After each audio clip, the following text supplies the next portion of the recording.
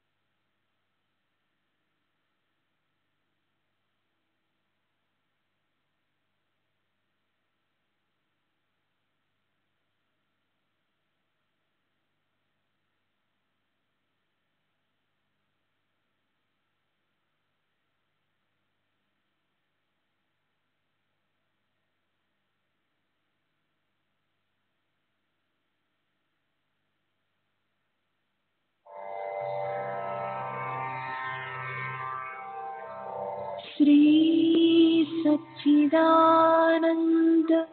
सद्गुरु साईनाथ महाराज की जय। सद्गुरु श्री साईनाथुनि शरद बाबूजी की जय।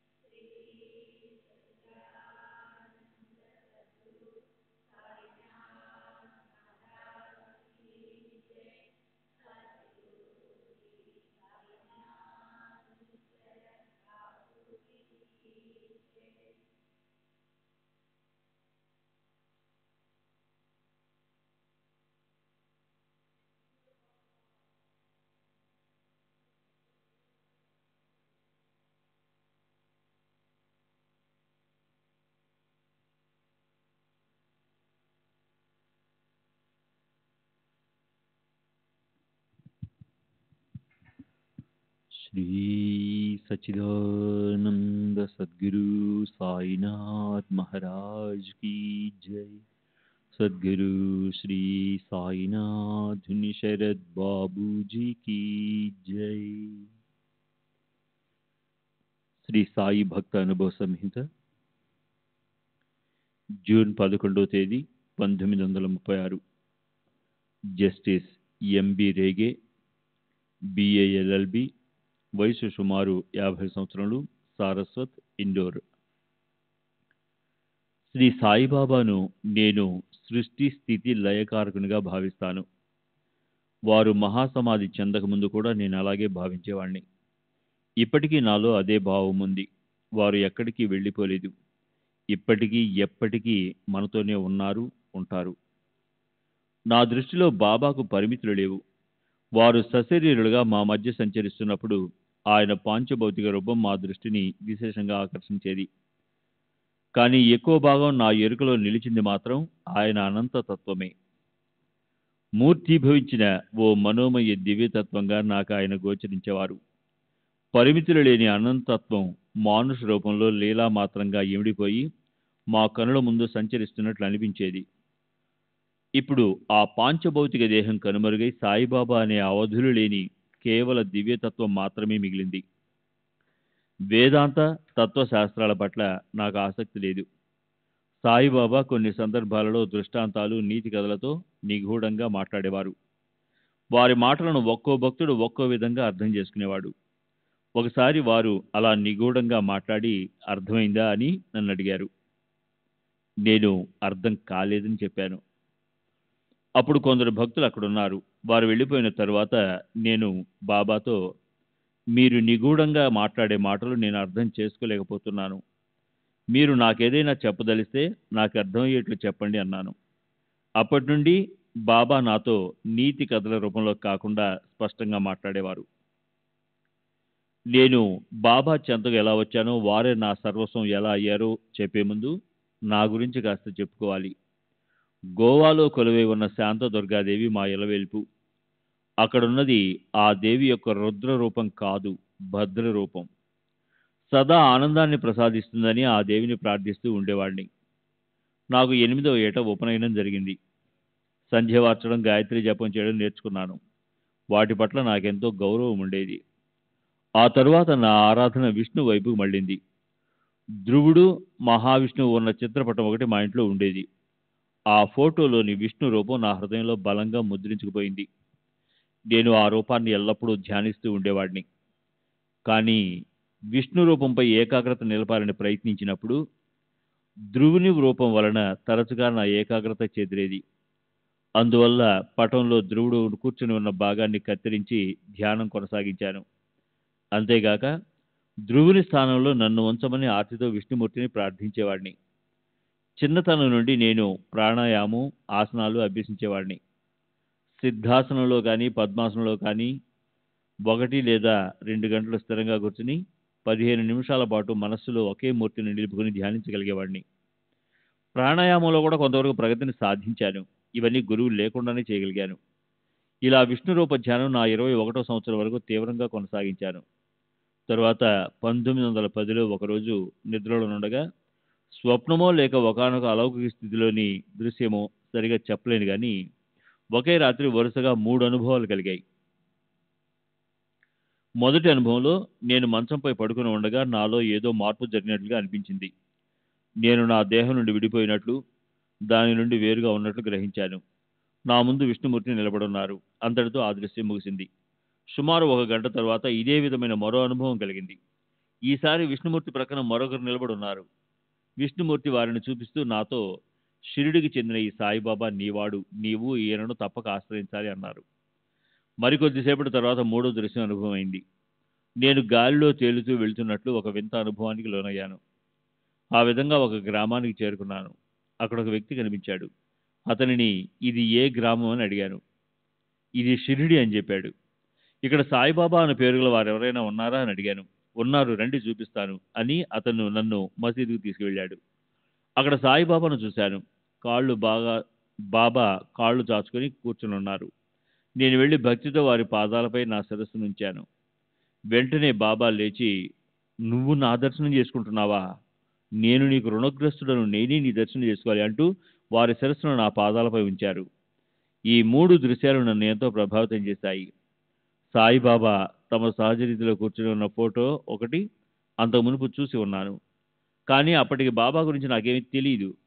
బాబా తరచుగా కాళ్ళు చాచుకుని కూర్చుంటారనే విషయం కూడా నాకు అప్పుడు తెలియదు. దృశ్యానుభవాలను వాటిలో చెప్పినట్లుగా బాబా నాకు నిర్ణయింపబడిన గురువో కాదో అనే విషయాన్ని నిర్ధారించుకునేందుకు కొంతకాలం తర్వాత షిర్డీకి బయలుదేరాను. నేను మసీదుకి వెళ్ళేసరికి బాబా వద్ద చాలా మంది భక్తులు ఉన్నారు. నేను వెళ్ళి వారి పాదాలపై నా శిరస్సు నుంచి సాష్టాంగ ప్రణామం చేశాను. అప్పుడు బాబా, ఏంటి నీవు మానవ మాతృని పూజిస్తావా అన్నారు. వెంటనే వెనక్కి తగ్గి కొద్ది దూరంలో కూర్చున్నాను. వారి తిరస్కారం నన్ను తీవ్రంగా గాయపరిచింది. నిజమే, నాకున్న పుస్తక పరిజ్ఞానం వలన మానవ మాతృలను పూజించరాదు అనే అభిప్రాయం ఉండేది. బాబా నన్ను ఆదరించకపోవడానికి ఆ అభిప్రాయమే కారణమేమోనన్న ఆలోచన కలిగింది. ఈ సందిగ్ధంలో కొంతసేపు కొట్టుమిట్టాడాను. మానవులను పూజించరాదన్న అభిప్రాయం క్రమంగా నాలో అంతరించసాగింది. నా అనుభవంలో కనిపించిన విధంగా నా గురువు బాబా నన్ను తమ భక్తునిగా అంగీకరించలేదని కృంగిపోయాను. కొన్ని గంటల పాటు అక్కడే కూర్చుండిపోయాను. మధ్యాహ్నం అయింది.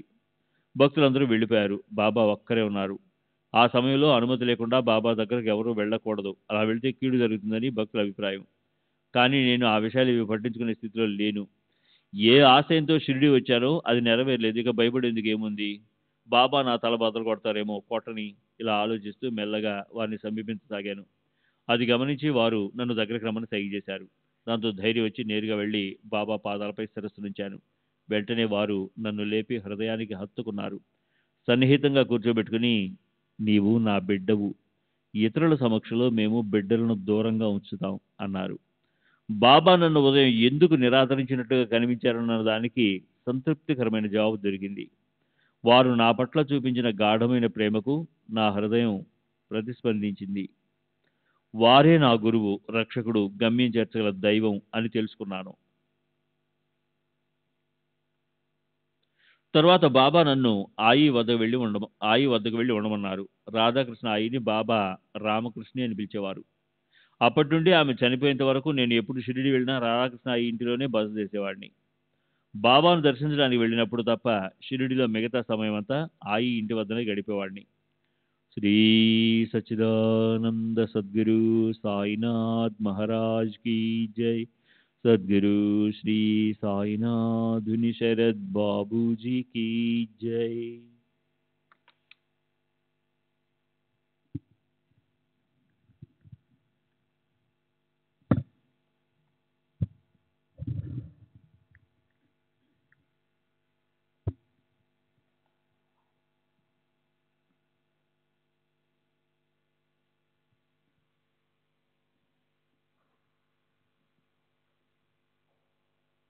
ఆయి ఉదాత్త భావాలు గల ప్రేమమాయి. ఆయి అంటే తల్లి. మొదటి నుండి ఆయిని నా తల్లిగానే భావించాను. ఆమె కూడా నన్ను కన్నబిడ్డలా ఆదరించేది. బాబా ప్రతిరోజు ఆమెకు ఒక రొట్టెను ప్రసాదంగా పంపేవారు. ఆ రొట్టెతోనే ఆమె జీవనం గడిచేది. నేను షిరిడీలో ఉన్నప్పుడు బాబా 2 రొట్టెలు పంపేవారు. ఒకటి ఆమెకు, మరొకటి నాకు. నేను షిరిడీలో లేనప్పుడు బాబా వద్ద నుండి అదనంగా రొట్టె వస్తే నేను దారిలో ఉన్నానని, కొద్దిసేపట్లో షిరిడీకి రాబోతున్నానన్న దానికి సంకేతకంగా ఆయి గ్రహించేది. ఆయికి బాబాపై ఉన్న భక్తి అపారము. ఆమె కేవలం బాబా కోసమే జీవించేది. బాబా కోరినవన్నీ నెరవేర్చడం, బాబా సంస్థానానికి కావలసినవన్నీ సమకూర్చడంతోనే ఆమెకు ఆనందం కలిగేది. నాకు బాబా ఆదేశం, సహాయము ఆమె ద్వారా ఒక ప్రత్యేక రీతిలో అందేవి. ఆమె దయామయి, నిష్కపట స్వభావి, దాపరికం లేకుండా అన్ని విషయాలు నాతో చెప్పేది. నేను కూడా నా మనసు విప్పి నా భావాలను ఆమెతో పంచుకునేవాడిని. ఆధ్యాత్మిక పురోగతి కోసం మనం ఏమి చేస్తున్నామన్నది ఇతరుల ఊహకు అందనీయకుండా రహస్యంగా ఉంచాలని, ఆధ్యాత్మిక సాధన చాంపల్యానికి గోప్యం అవసరమని చెప్పేది. బాబా ఆచరించి చూపిన మార్గం కూడా అదే. ఆయి శ్రావ్యమైన కంఠంతో మధురంగా పాడేది. సంగీతము ఆమె ఆధ్యాత్మిక సాధనలో భాగము. ఆమె సితారా కూడా వాయించగలదు. నాకు కూడా సంగీతం పట్ల ఎంతో మక్కువ. ఆ పాటలు వింటున్నప్పుడు భక్తి పారవస్యంతో నాకు సులభంగా మనోలయమయ్యేది. ఒకసారి నేను ఆయి ఏ విధమైన సాధన మాకు ఉపయుక్తంగా ఉంటుందోనని చర్చించుకున్నాము. కీర్తనలు, భజనలు ఒక విధంగా మంచివే, కానీ అవి బయట వాళ్ళను ఆకర్షిస్తాయి. అంతేకాదు, కేవలం అవి మాత్రమే మా పురోగతికి సరిపోవని అనుకున్నాం. అందువల్ల జపమైతేనే బాగుంటుందని నిర్ణయించుకున్నాం. తర్వాత ఏ నామ జపమైతే బాగుంటుందనన్న ప్రశ్న తలెత్తింది. ఎక్కువ మంది రామనామం, విఠలని నామం జపిస్తారని, కానీ తనకు సాయే దైవం కాబట్టి వారి నామం జపిస్తే చాలునని, అయితే నేను చేసుకోదలుచుకుంటే విఠల నామం చేసుకోవచ్చని ఆయి చెప్పింది. జిన్నే కమాయా ఉన్నే చుపాయా కబీరు. దేనినైతే పొందారో దాన్ని గుప్తంగా ఉంచుతారు. అంతర్ముఖం కావటం త్రివధ్యానము. ఈ భక్తుడు క్రింద విషయాలు కూడా చెప్పాడు. బాబాకు మంచి సంగీత పరిజ్ఞానం ఉంది. చక్కటి సంగీతాన్ని మెచ్చుకొని అభినందించేవారు. వారికి ముఖ్యంగా భజన కీర్తనలంటే మక్కువ. ఒక్కోసారి అర్ధరాత్రి తనకు కబురు పంపి కీర్తనలు పాడించుకుని వినేవారు. రాగాలలో దొర్లిన తప్పులు సవరించి సంగీతంలోని మెలకువలను బోధించేవారు. అంతేకాకుండా మధురమైన కంఠంతో బాబా స్వయంగా పాడేవారు. నేను విఠలను చూడలేదని, ఆమెకి ఏది మంచిదైతే నాకు అదే మంచిదని, నేను కూడా నాకు బాబా నామమే జపిస్తానని చెప్పాను. ఇలా నిర్ణయించుకొని మేమిద్దరము ఎదురుగా కూర్చొని ఒక గంట సేపు సాయినామం జపం చేశాము. అదే రోజు సాయిబాబా నాకు కబురు పెట్టారు. వెళ్ళి వారిని దర్శించగానే ఉదయం ఏం చేశావు అని అడిగారు. జపం చేసుకుంటూ గడిపానని చెప్పాను. ఎవరి నామం జపించావు అని అడిగారు. నా దేవుడి నామం జపించానని చెప్పాను. తిరిగి ఎవరు నీ దేవుడు అని అడిగారు. నా దేవుడు ఎవరో మీకు తెలుసు అని జవాబిచ్చాను. వారు చిరునవ్వు నవ్వి సరే అన్నారు. మమ్మల్ని జపం చేసుకోమని నేరుగా తెలియజేయకున్నా నాకు ఆయనకి ఈ జపం చేయటానికి స్ఫూర్తినిచ్చింది బాబానే అని నాకు అర్థమైంది. నా విషయంలో జపమే సాధనమని బాబా అంగీకరించారు. ఇక వారు నిర్దేశించిన గమ్యం లేక జీవిత పరమార్థం ఏమిటి, ఏ లక్ష్యాన్ని దృష్టిలో ఉంచుకొని మానవుడు సాధన చేయాలి? బాబా సాధన విషయం పరోక్షంగా తెలియజేశారు కాబట్టి గమ్యం విషయం కూడా పరోక్షంగా తెలియజెప్పారు. వారు చెప్పిన విషయాలన్నిటినీ బట్టి గాఢమైన ప్రేమ ద్వారా దేవుణ్ణి ఏ రూపంలోనైనా, ముఖ్యంగా ప్రేమమూర్తి అయిన గురువు రూపాన్ని చేరాలి అని స్పష్టమవుతుంది. వారిని అనన్యంగా ప్రేమించడం ద్వారా అది సాధ్యమవుతుంది. మేము ఆచరించింది అదే. వారి అపారమైన ప్రేమతో మాచే ఆచరింపజేసింది అదే. అన్ని మతాల అంతిమ లక్ష్యము మన దైవాన్ని భౌతికంగా దర్శించటము లేదా సాక్షాత్కారం పొందటమేనని కొందరి అభిప్రాయము. కానీ నేను అలా అనుకోవటం లేదు. నేను బాబాను ఏకాగ్రతతో ధ్యానిస్తున్నప్పుడు ధ్యానంలో బాబా రూపం సాక్షాత్కరించేది. నేను దీనికి పెద్దగా ప్రాధాన్యత ఇచ్చేవాడిని కాను. ఎందుకంటే బాబాను నేరుగా నా నుండి బాహ్యంగా చూడటం నాకు ఇష్టం లేదు. అందుకే బాబాను నాలోనికి వచ్చి నేనుగా ఉండమని ప్రార్థించాను. ఆత్మ అంటే నేను అనేది 2 పదార్థాలతో కూడుకున్నది. ఒకటి స్థూల శరీరము, రెండవది సూక్ష్మ శరీరము. సూక్ష్మ శరీరమే మన ఉనికికి ఆధారమైనది, ఉత్కృష్టమైనది. మన ఆత్మ విఠల దేవుడు. ఇతర తత్వాలు అన్నీ సత్యం యొక్క ప్రతిబింబాలే. అందువల్ల నేను విఠలుడు లేక సాయిగా ఎదగటానికి ప్రయత్నించాలి. వారు నాలో అత్యంత ఉన్నతంగా ప్రకాశించాలి. ఇదే నేను కోరుకునేది. శ్రీ సచ్చిదానంద సద్గురు సాయినాథ్ మహారాజ్ కి జై. సద్గురు శ్రీ సాయినాథ్ శరత్ బాబూజీకి జై. శ్రీ సచ్చిదానంద సద్గురు సాయినాథ్ మహారాజ్ కి జై. సద్గురు శ్రీ సాయినాథుని శరత్ బాబూజీకి జై. నేను ఇంతవరకు భగవద్గీతను కూడా సక్రమంగా చదవలేదు. మొదటి నుండి శాస్త్ర గ్రంథాల పఠనానికి ప్రాముఖ్యతను ఇవ్వలేదు.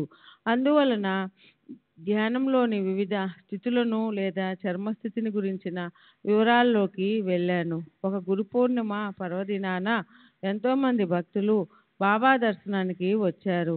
పవిత్రమైన ఆ రోజున బాబా ఆశీస్సులతో సద్గ్రంథాలను తీసుకుంటే ఫలవంతమవుతుందని భక్తుల అభిప్రాయం. కానీ తరచుగా బాబా ఎవరిచ్చిన పుస్తకం తిరిగి వారికే ఇవ్వకుండా మరొకరికి ఇస్తూ ఉంటారు. ఆ రోజు నా దగ్గర తప్ప భక్తులందరి వద్ద పుస్తకాలున్నాయి. ఇది గమనించిన బాబా పుస్తకాలను చూపిస్తూ, వాళ్ళు ఈ పుస్తకాలలో బ్రహ్మను కనుగొనాలనుకుంటున్నారు, కానీ ఈ పుస్తకాలలో ఉండేది భ్రమే. నీ ఆలోచనే సరి అయినది. నీవు ఈ పుస్తకాలు చదవనక్కర్లేదు. నన్ను నీ హృదయంలో నిలుపుకో, బుద్ధిని మనసును ఏకం చేయి, అది చాలు అన్నారు. అందువల్ల నేను ఏ ఆధ్యాత్మిక గ్రంథాలు చదివేవాడిని కాదు. నేనేం చేయాలో అనేది నా అనుభవాలే నాకు తెలియజేసేవి. ఇంతవరకు నన్ను ఏది ముందుకు నడిపించిందో, నేనేమి పొందానో దానికి నేను సంతృప్తిగా ఉన్నాను. నాకు బాబా పట్ల ఎంతో ప్రేమ ఉన్నప్పటికీ ఇతర భక్తులు బాబాకు చేసుకున్నంత సేవను నేను చేసుకోలేకపోయాను. 1912 గురు పూర్ణిమ సమయంలో అనుకుంటాను, నేను షిరిడీకి బయలుదేరి మన్మాడ్ స్టేషన్లో దిగాను. షిరిడీ వెళ్ళే భక్తులు చాలామంది కనిపించారు. ప్రతి ఒక్కరి చేతిలోనూ పూలమాలలున్న బుట్టలున్నాయి. నాకు సర్వస్వమైన గురువును దర్శించడానికి వెళ్తూ కనీసం ఒక్క పూలమాల కూడా తీసుకురానందుకు చింతించాను. అందరం షిరిడీ చేరి మసీదుకి వెళ్ళాం. బాబా మెడ నిండా ఎన్నో పూలమాలలు ఉన్నాయి. వారికి చేసేందుకు నా వద్ద ఒక్క మాల కూడా వేసేందుకు నా వద్ద ఒక్క మాల కూడా లేనందుకు మరలా బాధ కలిగింది. అప్పుడు బాబా ఆ పూలమాలన్నిటినీ పైకెత్తి చూపుతూ, ఇవన్నీ నీవే అన్నారు. ఆహా, అన్నిటినీ మన్నించి మరిపించి మురిపించే వారి ప్రేమ ఎంత గొప్పది. అదే సంవత్సరంలో 1912లో మరొకసారి షిరిడీ వెళ్ళి బాబాను దర్శించాను. అప్పుడు నా జేబులో 100 రూపాయలు ఉన్నాయి. బాబా 40 రూపాయలు దక్షిణ అడిగారు. వెంటనే ఇచ్చాను. కొద్దిసేపు అయిన తర్వాత మరో 40 రూపాయలు అడిగారు. ఆనందంగా సమర్పించాను. మళ్ళీ 20 రూపాయలు అడిగారు. నా వద్ద మిగిలిన 20 రూపాయలు కూడా ఇచ్చేశాను. ఇక ఒక్క పైసా కూడా మిగలలేదు. ఉన్న డబ్బంతా బాబాకు ఇవ్వగలిగినందుకు సంతోషించాను. కాసేపటికి బాబా నన్ను మరలా పిలిచి దక్షిణ అడిగారు. నా దగ్గర ఇచ్చేందుకు ఏమీ లేదని చెప్పాను. నీ వద్ద డబ్బు లేకుంటే ఎవరినైనా అడిగి తెచ్చి ఇవ్వు అన్నారు. ఎవరి వద్దకు వెళ్ళమంటారో వారినే చెప్పమన్నాను. బాబా శ్యామ దగ్గరికి వెళ్ళమన్నారు. నేను శ్యామ దగ్గరికి వెళ్ళి జరిగింది చెప్పి డబ్బు అడిగాను. అప్పుడు శ్యామ, నీవు బాబాను సరిగా అర్థం చేసుకోలేదు. బాబాకు డబ్బు గడ్డిపోచతో సమానం. బాబాకి కావాల్సింది నీ బుద్ధి, మనసు. అంతేకాదు నీ సమయాన్ని, ఆత్మను బాబాకే సమర్పించాలని వారి ఉద్దేశం అన్నాడు. నేను మసీదుకి వెళ్ళి శ్యామ చెప్పిందంతా బాబాకు వివరించాను. వారు చిరునవ్వు నవ్వి దీక్షిత్తును అడగమన్నారు. నేను దీక్షిత్తుకు విషయమంతా చెప్పాను. డబ్బు లేకపోవడం, డబ్బు లేదా మరేదైనా యాచించవలసిన రావడం అవమానంగా తలసరాదని, తనకు తాను గొప్ప అన్న భావన ఉండరాదని నాకు బోధించడానికే బాబా ఇదంతా జరిపిస్తున్నట్లు దీక్షిత్ చెప్పాడు. నేను బాబా దగ్గరికి తిరిగి వెళ్ళి దీక్షిత్ చెప్పిన విషయాన్ని వారికి నివేదించాను. బాబా నవ్వి, ఈసారి నానాసాహెబ్ చందోర్కర్ దగ్గరికి వెళ్ళి అప్పు అడగమన్నారు. నేను నానాసాహెబ్ కోసం ఖండోబా ఆలయానికి వెళ్ళాను. అక్కడ నానాసాహెబ్ ఉపాసనీతో కలిసి ఆధ్యాత్మిక గ్రంథాల పారాయణ చేస్తున్నాడు. నేను నానాకు జరిగిందంతా చెప్పి బాబా ఆదేశానుసారం డబ్బు కోసం వచ్చినట్లుగా చెప్పాను. వెంటనే నానాసాహెబ్ తన లౌక్యాన్ని ప్రదర్శించాడు. నిజమే, బాబా దక్షిణ అడిగినప్పుడు మన దగ్గర డబ్బు లేకుంటే ఎంత సంకటంగా ఉంటుందో నేను ఊహించగలను. అందుకే నేను షిరిడీ వచ్చేటప్పుడు సగం డబ్బు కోపర్గాంలో దాచి ఉంచుతాను. ఇప్పుడు కూడా అలాగే చేశాను. ఇంటి నుండి 200 రూపాయలు తీసుకొచ్చి అందులో 100 రూపాయలు కోపర్గాంలో ఉంచాను. బాబా అడిగినప్పుడల్లా దక్షిణ సమర్పిస్తూ చేతిలో డబ్బు అయిపోగానే కోపర్గాం నుండి మిగిలిన డబ్బు తెప్పించుకుంటాను. నువ్వు కూడా అలాగే చెయ్యి అన్నాడు. నానాసాహెబ్ చెప్పిన విషయాలన్నీ బాబాకు నివేదించాను. నేను అక్కడ కూర్చొని ఉండగానే బాబా వెంటనే నానాను 3 సార్లు పిలిపించి మొదటిసారి 40 రూపాయలు, రెండవసారి 40 రూపాయలు, మూడవసారి మిగిలిన మొత్తాన్నంతా దక్షిణ అడిగి తీసుకున్నారు. నానాసాహెబ్ వెంటనే కోపర్గాంలో ఉన్న 100 రూపాయలు తెమ్మని మనిషిని పంపాడు. ఆ డబ్బు వచ్చేలోగా బాబా నానాను మళ్ళీ దక్షిణ అడిగారు. తన వద్ద డబ్బు లేదని చెప్పవలసి వచ్చినందుకు నాన్న చిన్నపుచ్చుకున్నాడు. ఈ సంఘటన ద్వారా బాబా అవసరాలన్నీ తీర్చగలమని, వారు అడిగినవన్నీ ఇవ్వగలమని ఎవరైనా అనుకుంటే అది కేవలం భ్రమ అన్న విషయం నానా సాహెబ్కు, నాకు, అక్కడున్న వాళ్ళందరికీ అర్థమైంది. దక్షిణ అడగడాన్ని ఒక్కొక్క భక్తుడు ఒక్కో విధంగా ఎలా అర్థం చేసుకుంటాడో బాబా ఈ విధంగా తెలియజేశారు. బాబా దక్షిణ అడగడంలోని అంతరార్థం నానా శ్యామ దీక్షితులు చెప్పినది కాదు. నానా సాహెబ్కు, నాకు కొన్ని విషయాలు బోధించడమే బాబా ఉద్దేశం. డబ్బు, కానుకలు బాబా లెక్క చేయరు. వారు భక్తుల నుండి కోరుకునేది హృదయపూర్వకమైన ప్రేమ మాత్రమే. అటువంటి ప్రేమ బాబా యందు కలిగి ఉండడమే నా లక్ష్యం. ఈ విషయం బాబాకు తెలుసు. అందుకే నా మనసు ఎరిగి తదనుగుణంగా స్పందించారు. బాబా మాత్రమే అలా స్పందించగలరు. శ్రీ సచ్చిదానంద సద్గురు సాయినాథ్ మహారాజ్ కీ జై. సద్గురు శ్రీ సాయినాథుని శరత్ బాబూజీ కీ జై.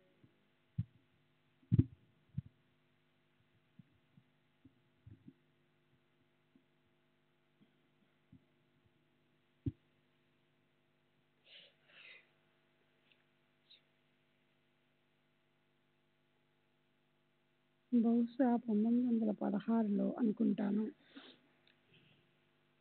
రామనవమి ఉత్సవాలకు షిర్డీ వెళ్ళదలిచాను.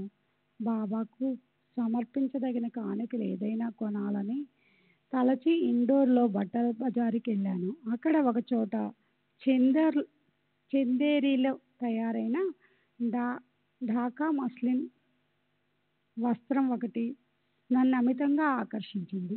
అది 5 అడుగుల చదరంగా ఉంది. చుట్టూ 8 నుంచి 9 అంగుళాల జరీ అంచు అల్లికతో నాజూకుగా ఉంది. అది నచ్చడంతో దాని ఖరీదు 85 రూపాయలైనా సముచితమే అనిపించి కొన్నాను. అది ఎంత నాజూకుగా ఉందంటే మడిచిన తర్వాత 6x6x1 అంగుళాల ప్యాకెట్లో ఇమిడిపోయింది. నేను దానిని షిర్డీకి తీసుకువెళ్ళాను. ఆ ప్యాకెట్ను చొక్కా లోపల దాచుకొని మసీదుకి వెళ్ళాను. భక్తులు బాబాకు వస్త్రాలు సమర్పించి వాటిని బాబా ఆశీస్సులతో తిరిగి పొందాలని ఆశించేవారు.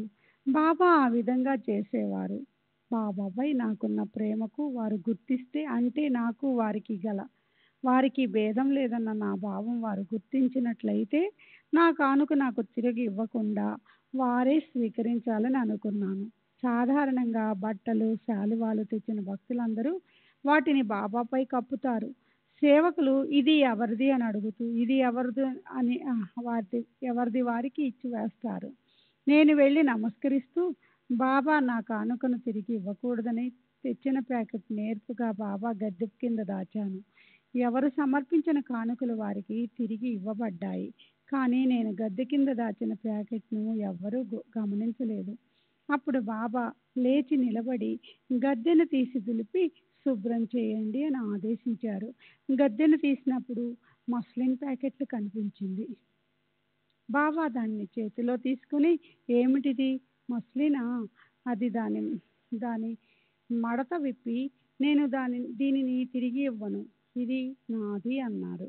దానిని కప్పుకొని నా వైపు చూస్తూ ఇది కప్పుకుంటే నేను చాలా అందంగా ఉన్నాను కదూ అని అడిగారు. బాబా నా కానుక స్వీకరించడంతో నాకు అంత ఆనందం కలిగింది. నా అంతరంగంలో వారు కొలువై ఉన్నారని, నేను వారి నుండి వేరు కాదని నాకు అర్థమైంది. శ్రీ సచ్చిదానంద సద్గురు సాయినాథ్ మహారాజ్ కీ జై. సద్గురు శ్రీ సాయినాథ్ శరత్ బాబూజీ కీ జై.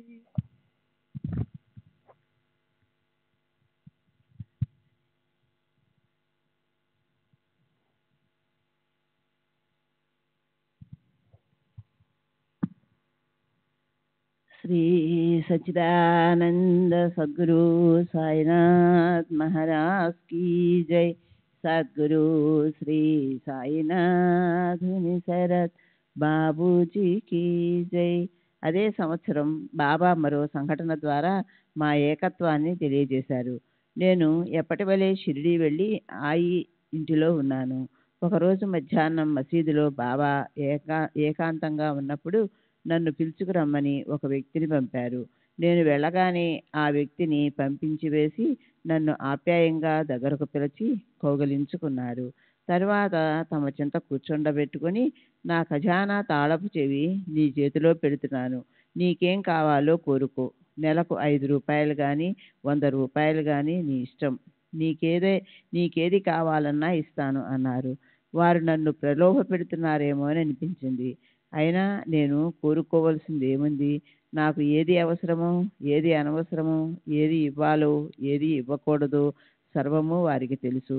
నేనేమీ అడగదలచకపోవడం చూసి బాబా బుజ్జగిస్తున్నట్లుగా నా చిబుకం పట్టుకొని ఏదో ఒకటి అడగమన్నారు. అప్పుడు నేను, బాబా నేనేదడిగినా ఇస్తారా అన్నాను. బాబా ఇస్తాను అన్నారు. అయితే ఈ జన్మలోనే కాక రాబోయే జన్మలన్నింటిలోనూ మీరు నన్ను విడచి వెళ్ళకూడదు, ఎప్పుడూ నాతోనే ఉండాలి అన్నాను. అప్పుడు వారు ఆనందంతో నన్ను మెల్లగా తడుతూ, సరే, నువ్వెక్కడ ఉన్నా ఏమి చేస్తున్నా నీ లోపల వెలుపల ఎప్పుడూ నీతో ఉంటాను అన్నారు. నాకు అమితానందం కలిగింది. వారు ఎప్పుడూ నాతోనే ఉన్నారన్నది నాకు అనుభవం అవుతుంటుంది. వారు నాతోనే ఉన్నారని నిదర్శనమివ్వడానికి అప్పుడప్పుడు నాకు సాక్షాత్కరిస్తుంటారు. నన్ను సరి అయిన మార్గంలో నడిపిస్తుంటారు. చాలా సంవత్సరాల తరువాత నా కుమారుడు మరణించాడు.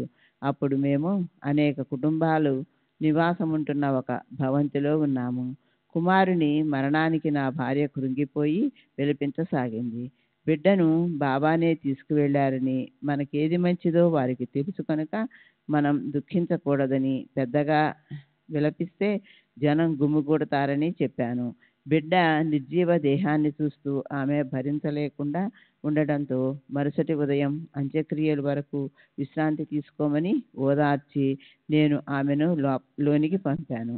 చనిపోయిన బిడ్డను ఒడిలో పెట్టుకొని కూర్చొని ఉండగా నాకు బాబా కనిపించి నన్ను బయటకు తీసుకువెళ్ళి, నీకు చనిపోయిన బిడ్డ కావాలో నేను కావాలో తెలుసుకో, రెండూ కావాలంటే పొందలేవు, పిల్లవాడే కావాలనుకుంటే బ్రతికిస్తాను, కానీ నేను నీతో ఉండను. ఈ బిడ్డను బ్రతికించుకోవాలని అనుకోకపోతే నీకు తర్వాత ఎంతోమంది పిల్లలు పుడతారు అన్నారు. నేను ఏమీ సంకోచం లేకుండా నాకు మీరే కావాలి అన్నాను. అయితే దుఃఖించకు అని చెప్పి బాబా అంతర్ధానమయ్యారు.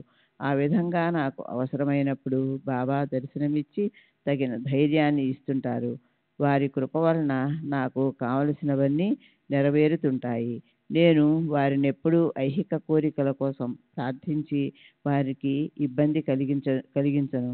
నాకు తగినంత ఆదాయం ఉంది, ఆస్తిపాస్తులున్నాయి, బీమా రక్షణ ఉంది, నాకున్న దానితో సంతృప్తిగా ఉన్నాను. ఎప్పుడైనా డబ్బు అవసరం ఏర్పడినా బాబా కృప వలన ఎలాగో డబ్బు సర్దుబాటై సమస్య తీరిపోయేది. నాకు దేనికి లోటు లేదు. ఇక బాబా భక్తుడయ్యేందుకు, వారి సహాయం పొందేందుకు బాబాను భౌతికంగా దర్శించిన వారు ఏం చేయాలని నన్ను ఎవరైనా అడిగితే నేను ఇచ్చే సమాధానం ఒక్కటే, బాబాను గాఢంగా హృదయపూర్వకంగా ప్రేమించమని చెబుతాను. అందుకు షిరిడీయే వెళ్ళాల్సిన అవసరం లేదు, కానీ షిరిడీ సందర్శనం నిస్సందేహంగా సహాయపడుతుంది. సర్వేంద్రియాలను కేంద్రీకరించి ప్రేమతో వారిని ధ్యానిస్తే చాలు. ఎవరి అర్హతలకు తగినట్టుగా వారు బాబా నుండి తప్పక సహాయాన్ని పొందుతారు. శ్రీ సచ్చిదానంద సద్గురు సాయినాథ్ మహారాజ్ కీ జై.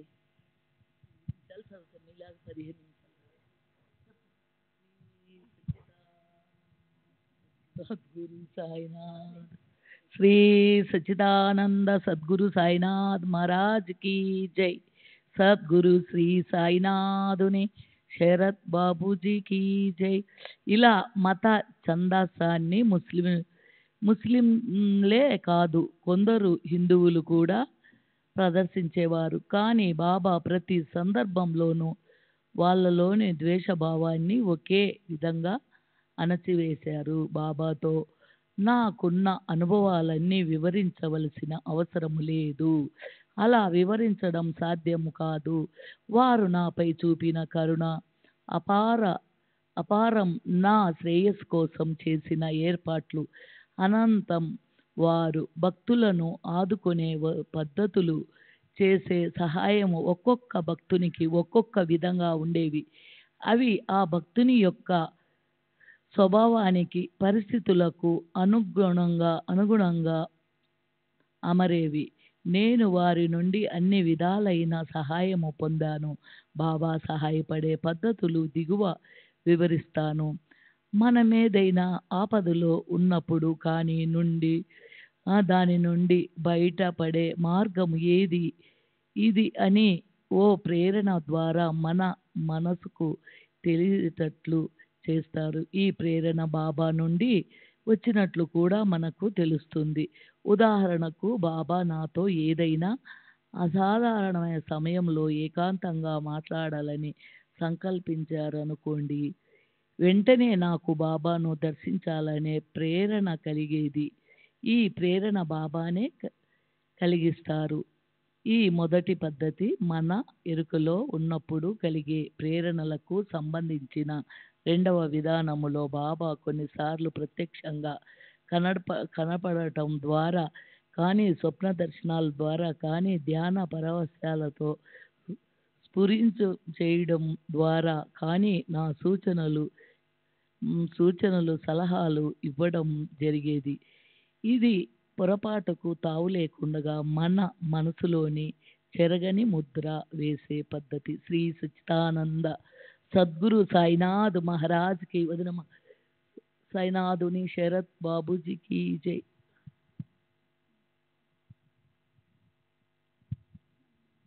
శ్రీ సచ్చిదానంద సద్గురు సాయినాథ్ మహారాజ్ కి జై. సద్గురు శ్రీ సాయినాథుని శరత్ బాబూజీకి జై.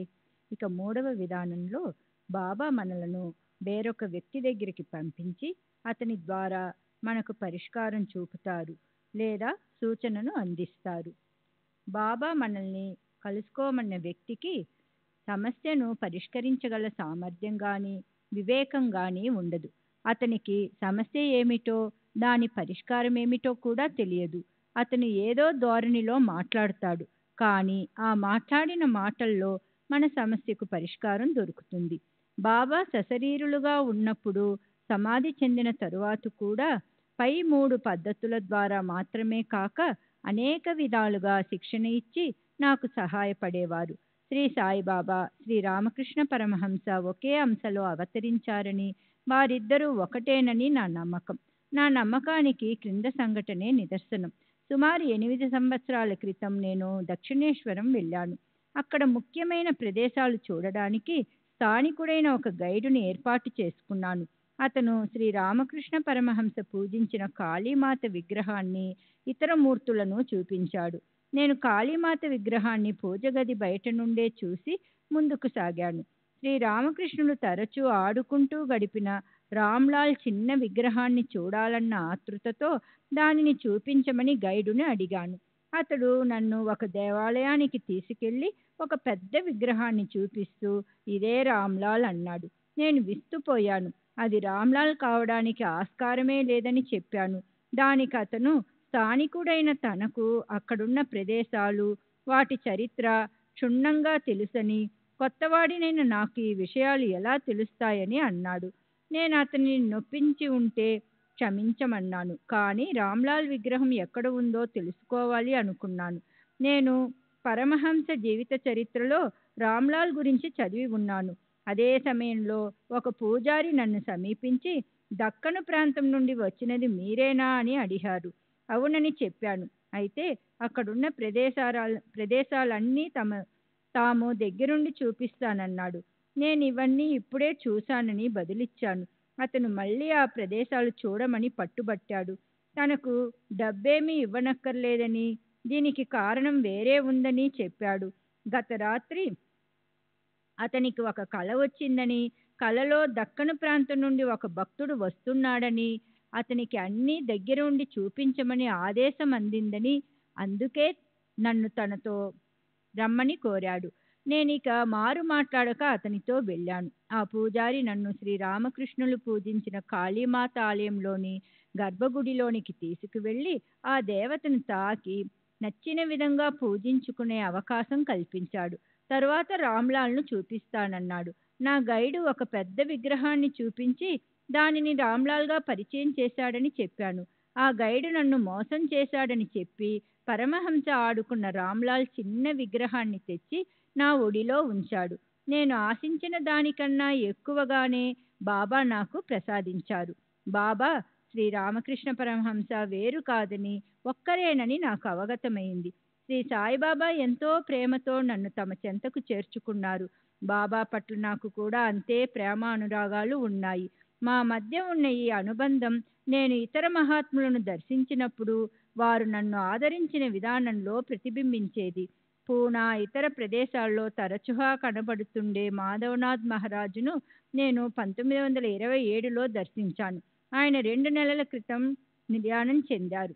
నేను ఏమీ చెప్పకముందే వారు బాబాతో నాకున్న అనుబంధాన్ని గుర్తించి నీవు సాయిబాబాకు చెందిన వాడవు అని అన్నారు. అంతేగాక మొట్టమొదట నేను బాబాను దర్శించినప్పుడు నాకు బాబాకు మధ్య జరిగిన సంభాషణను పొల్లుపోకుండా వర్ణించారు. తామప్పుడు అక్కడే ఉన్నట్లుగా చెప్పారు. అంటే వారు సూక్ష్మ రూపంలో గాని లేదా సాయిబాబా రూపంలో గాని అప్పుడు అక్కడే ఉండి ఉంటారని నాకు అర్థమైంది. శ్రీ సచిదానంద సద్గురు సాయినాథ్ మహారాజ్ కీ జై. సద్గురు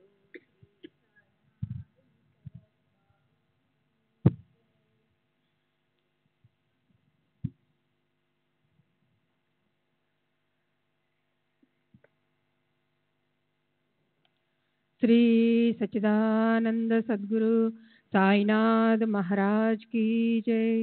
सद्गुरु श्री साईनाथनी शरद बाबूजी की जय. Acharya Ganesh Govind Narke MA Calcutta, MSc Manchester భూగర్భ రసాయనిక శాస్త్ర ఆచార్యుడు, ఇంజనీరింగ్ కాలేజీ దక్కను జింఖానా, వయస్సు 53 సంవత్సరాలు, బ్రాహ్మణుడు, పూనా. ఆధ్యాత్మికతలో సాధించిన ప్రగతిని గాని మహాత్ముల వలన పొందిన అనుభవాలను గాని వెల్లడి చేయలేము. జిన్నే పాయా ఉన్నే చుపాయా, ఎవరు దేనినైతే పొందారో దాన్ని గుప్తంగా ఉంచుతారు అనేది కబీరు ఉవాచ. ఇది నా గురువైన శ్రీ సాయిబాబా ఆదేశం కూడా. అందువల్ల అనుభవాల గురించి చెప్పడానికి ప్రయత్నించినప్పుడు నా గొంతు సహజంగానే మూగపోతుంది. నిజానికి అనుభవాలను రహస్యంగా ఉంచాలన్న విషయాన్ని ప్రక్కన పెడితే అంతరంగంలోని మాటల కందని అనుభూతులను పూర్తిగా వ్యక్తపరిచేందుకు ఎవరికీ సాధ్యం కాదు. అయినా సాయిబాబాను గురించి, వారి తత్వాన్ని గురించి, జగమెరిగిన సత్యాలను చెప్పడానికి నేను సంకోచించను. ఎందుకంటే అందరికీ తెలిసిన విషయాలను చెప్పడం వల్ల రహస్యాలను వెల్లడి చేసినట్లు ఎలా అవుతుంది? నేనిప్పుడు ఇవ్వబోయే సమాచారం పెద్దగా చెప్పుకోదగింది కూడా కాదు. అది ధాన్యం నుండి వేరు చేసిన పొట్టు వంటిది. అయినప్పటికీ మీరు సాయిబాబాను గురించిన ఎంతటి చిన్న విషయాన్నైనా తెలుసుకోవడానికి ఉత్సుకత చూపుతున్నందువలన మీకు కొన్ని వివరాలు అందిస్తాను. శ్రీ సాయిబాబాను నేను నిత్యం ఇంట్లో పూజించే దేవతల మధ్య ఉంచాను. శ్రీ సాయిబాబా భగవంతుడే, కానీ ఒక సాధారణ సత్పురుషుడు మాత్రం కాదు. వారి కళ్ళల్లో ప్రకాశించే దివ్య తేజస్సు వారొక గొప్ప సత్పురుషుడని తెలియచేస్తుంది. వారి చర్యలు, మహిమలు అత్యద్భుతమైనవి. ఇక నేను ఆధ్యాత్మికత వైపు ఎలా మళ్ళానో, బాబాతో నాకు ఎలా పరిచయం ఏర్పడిందో వరుసగా వివరిస్తాను. నా చుట్టూ ఉన్న పరిసరాలు శ్రీ సాయిబాబా పట్ల నాకున్న విశ్వాసాన్ని పెంపొందించడానికి తోడ్పడ్డాయి. మా మామగారైన బూటి, నా భార్య, మా అమ్మ,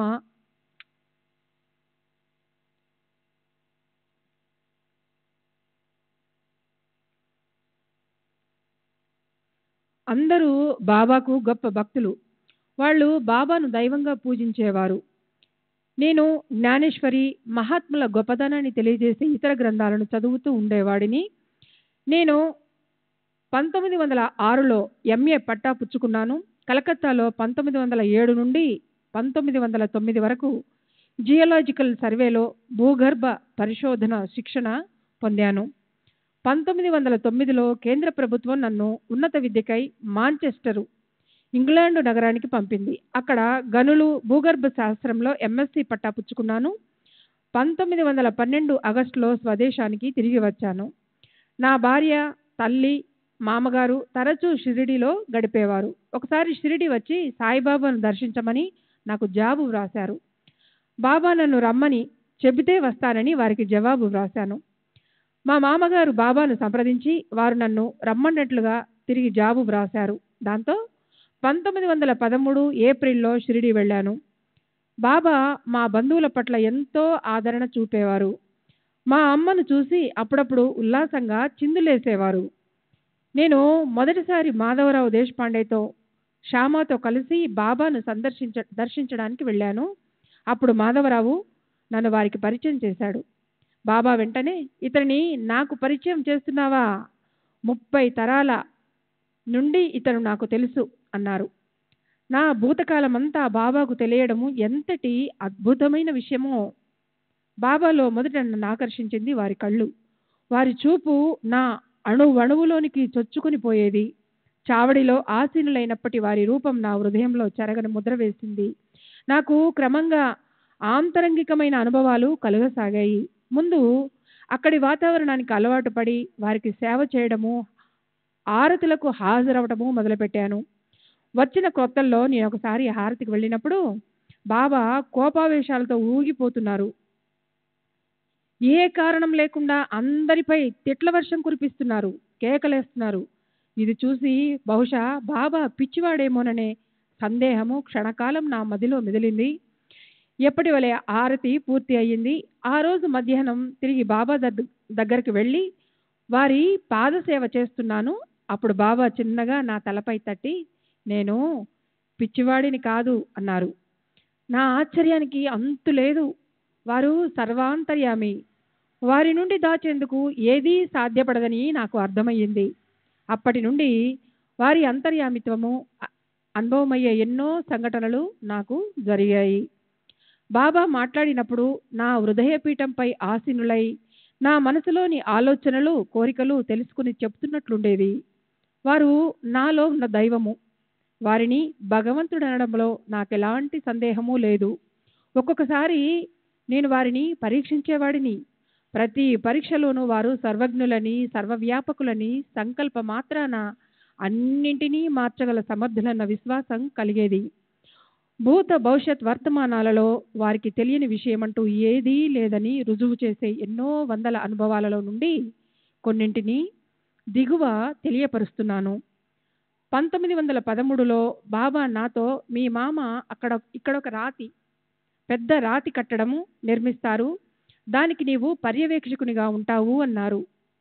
బాబా చెప్పినట్లుగా మా మామగారు 1915-16లో కూడా వాడ నిర్మించడం ప్రారంభించారు. తదనంతరము 1918-19లో ఏర్పాటు చేసిన సమాధి మందిర ట్రస్ట్లో నేను సభ్యునిగా ఉన్నాను. శ్రీ సచ్చిదానంద సద్గురు సాయినాథ్ మహారాజ్ కీ జై. సద్గురు శ్రీ సాయినాథుని శరత్ బాబూజీ కీ జై.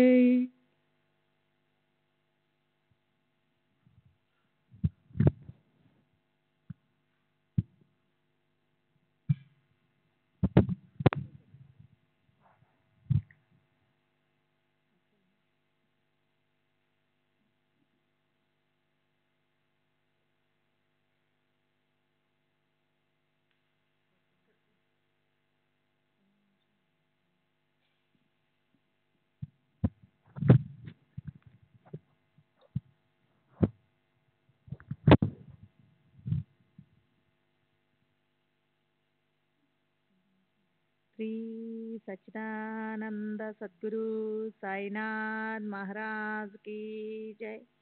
సద్గురు శ్రీ సాయినాథుని శరత్ పూజకి జై.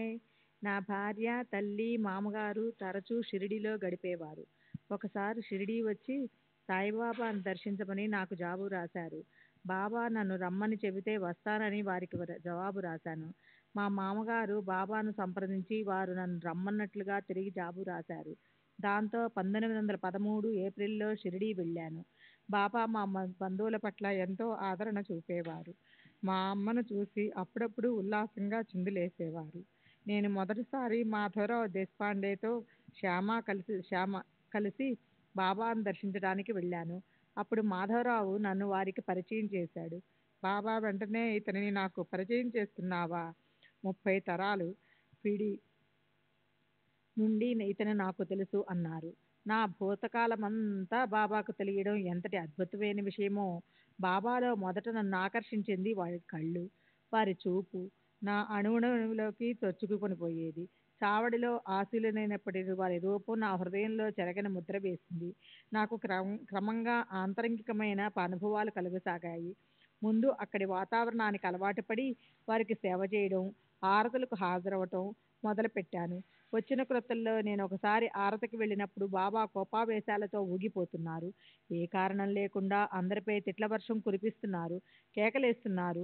ఇది చూసి బహుశా బాబా పిచ్చివాడేమోనని సందేహం క్షణకాలం నా మదిలో మెదిలింది. ఎప్పటి వలె ఆరతి పూర్తయింది. ఆ రోజు మధ్యాహ్నం తిరిగి బాబా దగ్గరికి వెళ్ళి వారి పాదసేవ చేస్తున్నాను. అప్పుడు బాబా చిన్నగా నా తలపై తట్టి, నేను పిచ్చివాడని కాదు అన్నారు. నా ఆశ్చర్యానికి అంతులేదు. వారు సర్వాంతర్యామి. వారి నుండి దాచేందుకు ఏదీ సాధ్యపడదని నాకు అర్థమైంది. అప్పటి నుండి వారి అంతర్యామిత్వం అనుభవమయ్యే ఎన్నో సంఘటనలు నాకు జరిగాయి. శ్రీ సచ్చిదానంద సద్గురు సాయినాథ్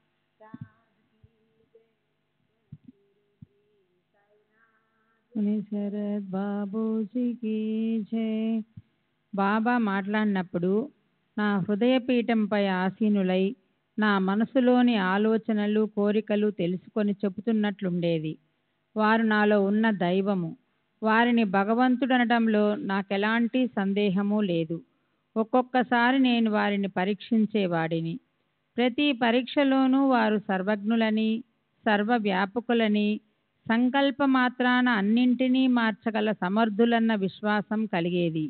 భూత భవిష్యత్ వర్తమానాలలో వారికి తెలియని విషయమంటూ ఏదీ లేదని రుజువు చేసే ఎన్నో వందల అనుభవాల నుండి కొన్నింటిని దిగువ తెలియపరుస్తున్నాను.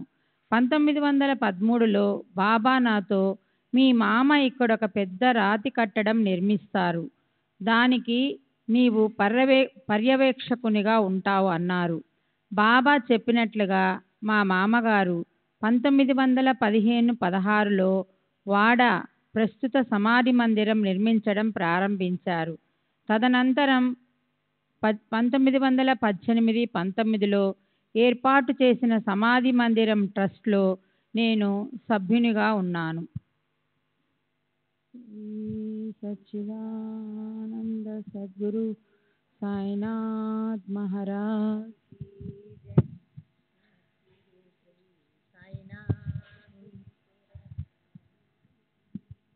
శ్రీ సచ్చిదానంద సద్గురు సాయినాథ్ మహారాజ్ కీ జై. సద్గురు శ్రీ సాయినాథుని శరత్ బాబూజీకి జై. మా అమ్మ నా ఉద్యోగం గురించి ఆందోళన పడుతూ ఉండేది. ఎక్కడా నాకు స్థిరమైన ఉద్యోగం దొరకలేదు. కొంతకాలం ఒకచోట పనిచేయడం, మరి కొంతకాలం నిరుద్యోగిగా ఉండడం జరుగుతూ ఉండేది. నేను ఇంగ్లాండ్లో భూగర్భ శాస్త్రవేత్తగా, మైనింగ్ ఇంజనీరింగ్గా శిక్షణ పొందాను. నా అర్హతకు సరిపడే ఉద్యోగ ప్రకటనల కోసం పత్రికల్లో వెతుకుతుండేవాడిని. స్వల్పకాల వ్యవధి ఉండే ఉద్యోగాలు మాత్రమే దొరుకుతుండేవి. నేను మొదటిసారి షిరిడీలో 3-4 రోజులు మాత్రమే ఉన్నాను. తర్వాత బాలాఘాట్, బర్మాలకు వెళ్ళాను. అక్కడ బర్మా ఆయిల్ కంపెనీలో నా ఉద్యోగం 3 నెలల్లో ముగియడంతో తిరిగి నాగపూర్ చేరాను. అక్కడ నుండి వచ్చి 4 నెలలు నా భార్యతో షిరిడీలో ఉన్నాను. మరలా నాగపూర్ వెళ్ళిపోయాను. బాబా నన్ను షిరిడీ రమ్మన్నారని మాధవరావు నుండి ఉత్తరం రావడంతో ఈసారి ఒక్కడినే షిరిడీ వెళ్ళి 13 నెలలు గడిపాను. నాకు ఉద్యోగం లేదు, అయినా దిగులు పడలేదు. అప్పుడప్పుడు చిత్రంగా నాకు ఫకీరు జీవితమే మేలేమోనన్న ఆలోచన కలిగేది. 1914లో ఒకరోజు బాబా కప్నీలను సిద్ధం చేయించి చాలామందికి పంచుతున్నారు.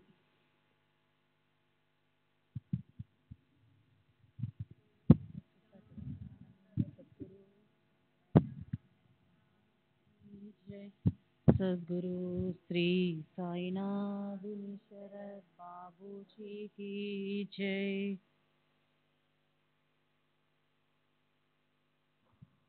చాలా రోజుల తర్వాత 1916లో షిరిడి వచ్చాను. వచ్చిన వెంటనే బాబాకు ఎవరెవరు ఏ ఏ సేవలు చేస్తున్నారనే విషయం విచారించాను. వామన్ రావు పాటేల్ బిఏ ఎల్ఎల్బి గ్రామంలో బాబా తరపున భిక్షకు వెళ్లే సేవ చేసుకుంటున్నట్లు తెలిసి కాస్త అసూయపడ్డాను. అలాంటప్పుడు నాకు మాత్రం ఆ సేవను ఎందుకు ప్రసాదించకూడదు అనే ఆలోచన కలిగింది. కానీ దానిని బయటకు వ్యక్తపరచలేదు. ఇంతలో బాబాను దర్శించే సమయమైనందున బట్టలు మార్చుకునే వ్యవధి లేక నేను ధరించి ఉన్న సూటు, బూటు, ప్యాంటు, కోటు, హ్యాటులతోనే మసీదుకు వెళ్లి బాబాను దర్శించాను. వామన్రావుకు భిక్షపాత్రనిచ్చి పంపమంటారా అని ఒక భక్తుడు అప్పటికే 3 సార్లు బాబాను అడిగాడు. ఉన్నట్టుండి బాబా నన్ను చూపుతూ, ఆ భిక్షపాత్ర ఇతనికివ్వండి, ఈరోజు ఇతను భిక్షకెళ్తాడు అన్నారు. సూటు బూటుతోనే వెళ్ళి భిక్ష తెచ్చాను. నాకు ఆ సేవ లభించిన 4 నెలలు నేను మామూలుగా ధరించే బట్టలతో మధ్యాహ్నం భిక్షకు వెళ్ళేవాడిని. బాబా నన్ను ఈ సేవకు ఎందుకు ఎన్నుకున్నారో అని అందరూ ఆశ్చర్యపడేవారు. హృదయాంతరామి అయిన బాబా నా మనసెరిగి నాకు ఈ విధంగా సేవ చేసుకునే అవకాశం ప్రసాదించారు. బాబా తరపున మధ్యాహ్నం భిక్షకు వెళ్లే భాగ్యాన్ని వారు కొద్ది మందికి మాత్రమే ఇచ్చేవారు. శ్రీ సచిదానంద సద్గురు సాయినాథ్ మహారాజ్ కీ జై. సద్గురు శ్రీ సాయినాథుని శరణ్ బాబూజీ కీ జై.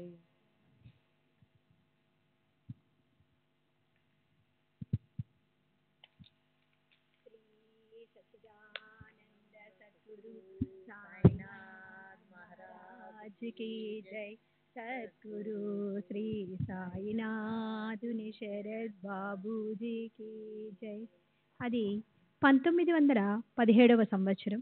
పూనా ఇంజనీరింగ్ కాలేజీలో భూగర్భ శాస్త్రం బోధించేందుకు ఒక ప్రొఫెసర్ కావాలని పత్రికలో ప్రకటన ఇచ్చారు.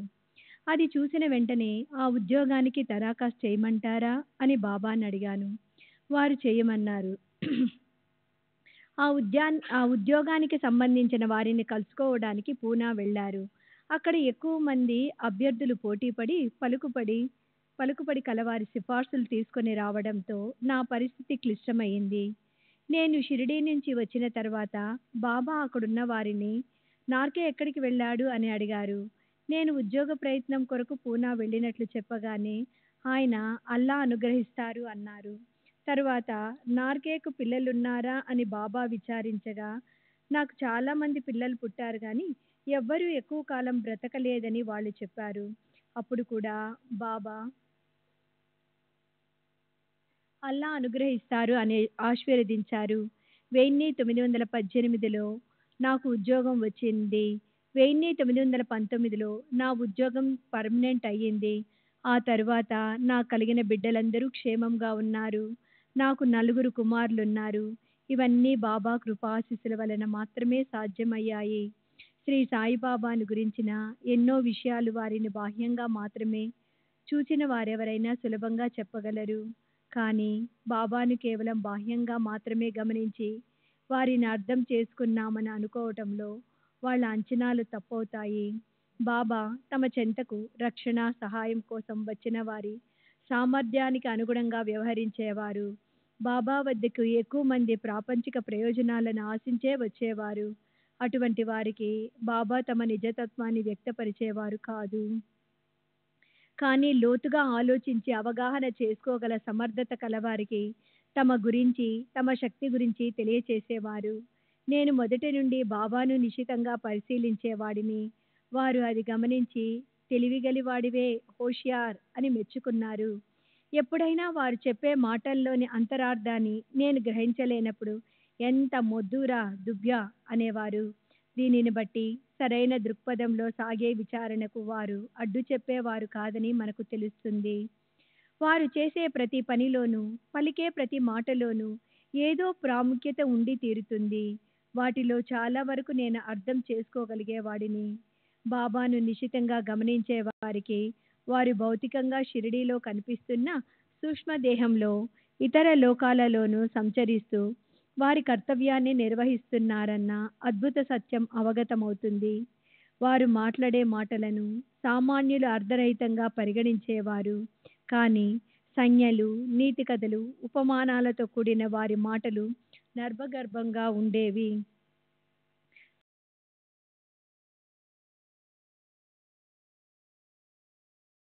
ఎవరికి తోచిన వ్యాఖ్యానాలు వారు చేసుకునేవారు. అంతేకాదు బాబాను ఒక లౌకికవాదిగాను, అత్యాశ గలవానిగాను అపార్థం చేసుకునేవారు. ఉదాహరణకు ఒకసారి ఒక వ్యక్తి మసీదుకొచ్చి బాబాను కొద్దిసేపు పరిశీలించారు.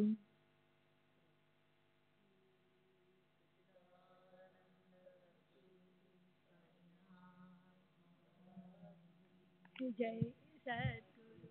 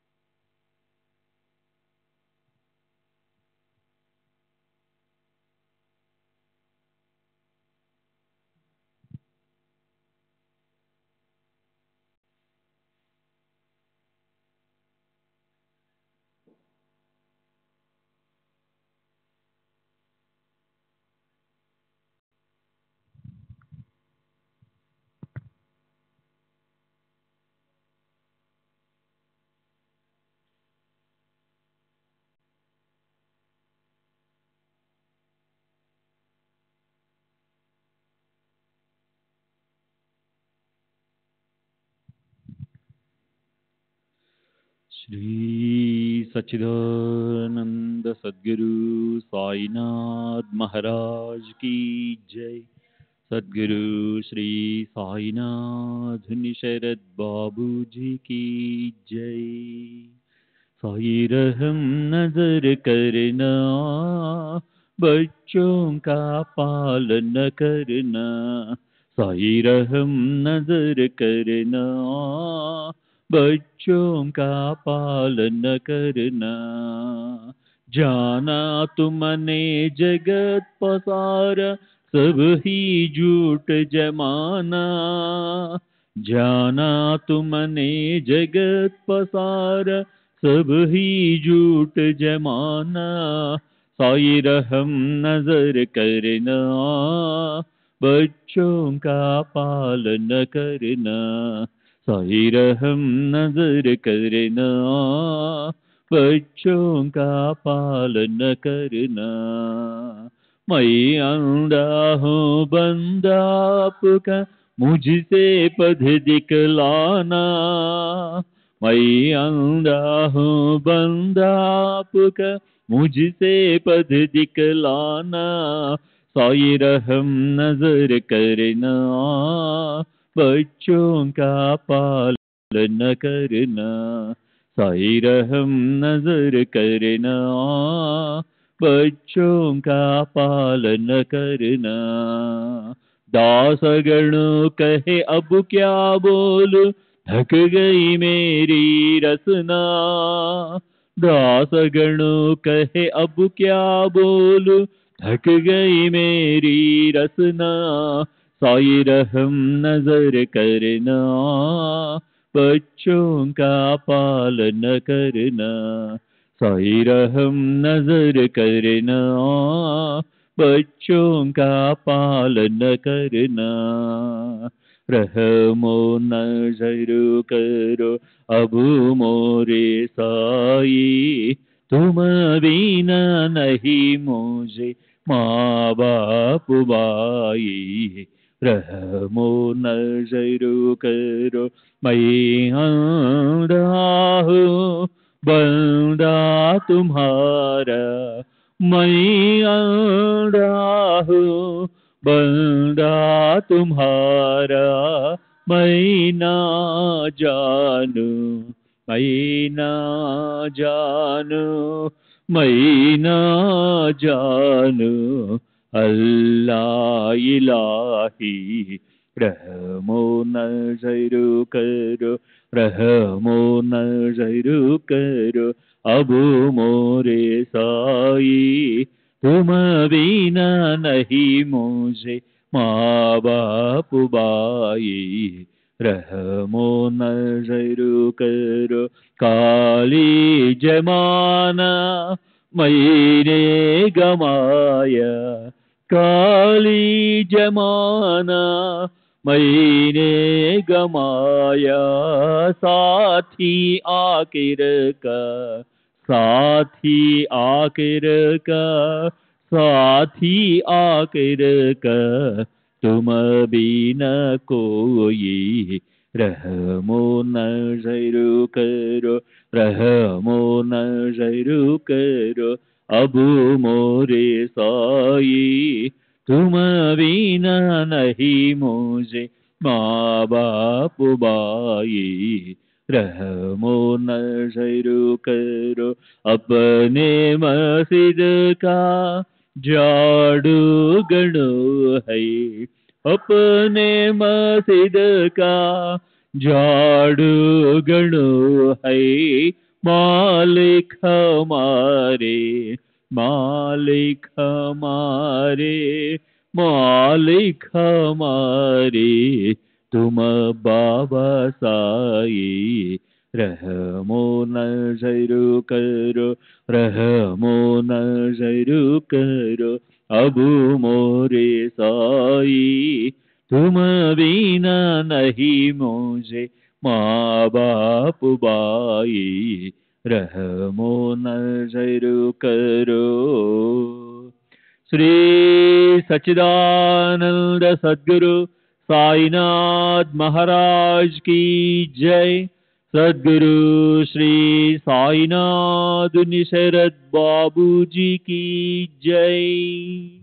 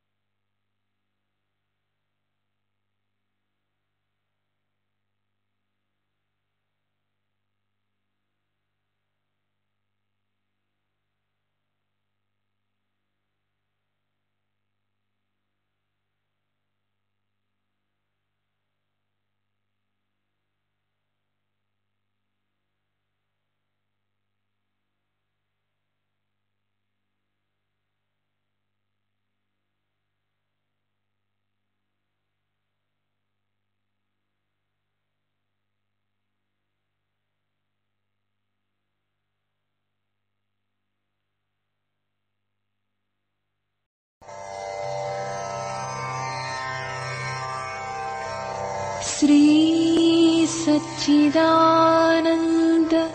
सद्गुरु साईनाथ महाराज की जय। सद्गुरु श्री साईनाथुनि शरद बाबू जी की जय।